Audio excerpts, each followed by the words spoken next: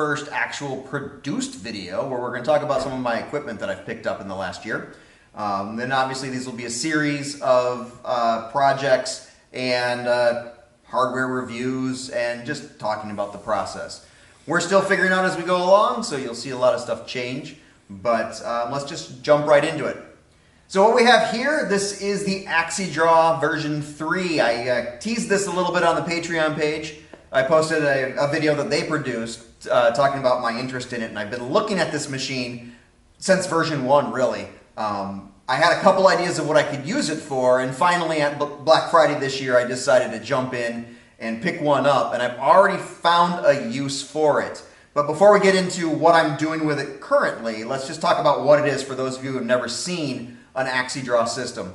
So the cool thing about this is it's being run by two servos, or actually one servo and two stepper motors, not unlike what you see on a 3D printer, except this one's being run from one single belt. The belt runs in this like plus symbol configuration. So one belt running through two different motors, one on each end. And the cool thing is if you isolate one and only one of the motors is turning, it'll move the pen in a diagonal angle. So if they're both moving in unison, if I can get this to go in the same direction here, so you can kind of see if they're working opposite of each other, it's going to go in and out.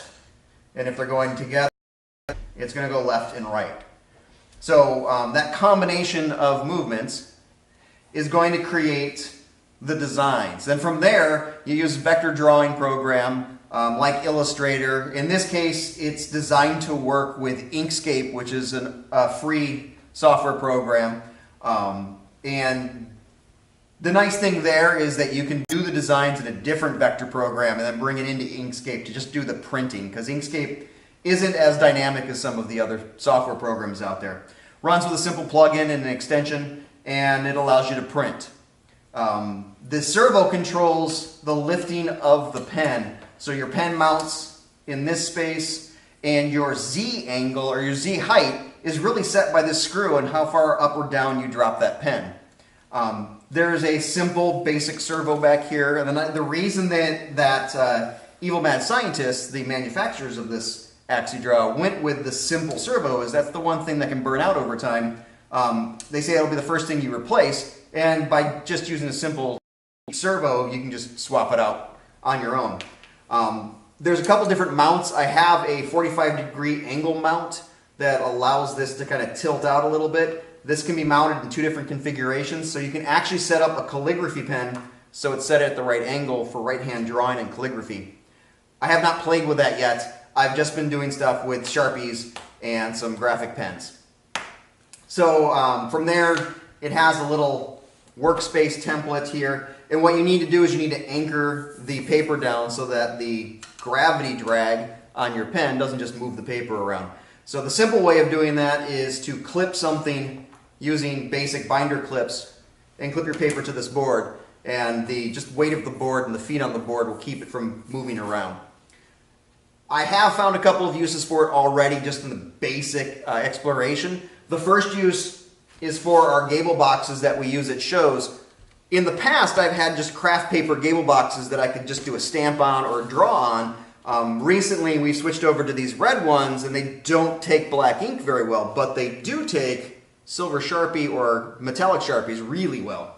And I kind of set up a quick logo design to run on those, so I can just simply draw these out on the Axidraw.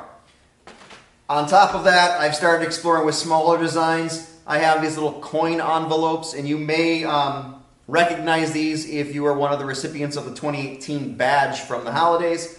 I actually did draw all of those envelopes on the Axidraw here. So just to kind of walk you through the process so that you can see what it looks like running, step one is to get your pen set in the holder. And what I've discovered is the easiest way to do that is to tell the machine to drop the pen height down and then set the pen at the right location and then lift the pen back up and then set up your workspace.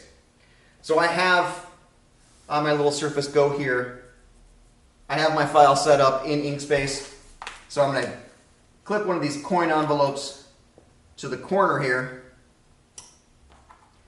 And one of the first things that I do want to get into when I start working with this thing is I want to jig so that I have something mounted to the Axidraw. I obviously don't need a giant A7 frame to draw little envelopes like this. So what I'd like to do is have little templates for smaller projects, specially built templates, which we have the means of making that. I just haven't gotten around to doing it. So once you have it anchored in place, you want to make sure that you get this head lined up to where you're going to be working. So your home situation is based on this top left corner. On screen, it's actually rotated 90 degrees, so this would be top right corner on your screen. And this is the full home position on the machine. If I was going to draw a full-size piece of paper, I would have to then move this into position. I'm using the machine to get myself square, and my drawing spot's going to be way out here. So I would pull this and set it up. And you want to do that when the motors are off so you're not fighting the machine. So to set up my pen location, what I like to do is just grab a little Post-it note. That keeps me from drawing all over my board. Drop it down, just let gravity do the work, and then I just lock it into position.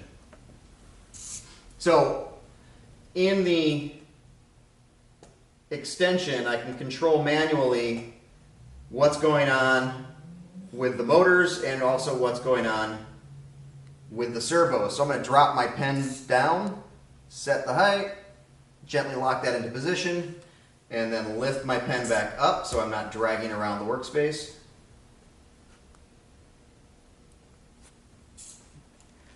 And then I'll set my XY home corner and get this lined up where and I'm just using the corner of the envelope. And the cool thing is you can actually set this up with multiple envelopes on it. So if I have my file set up to draw on both corners, I can put envelopes on both corners and just hit run. While one's drawing, I can switch out the other one and just continuously print.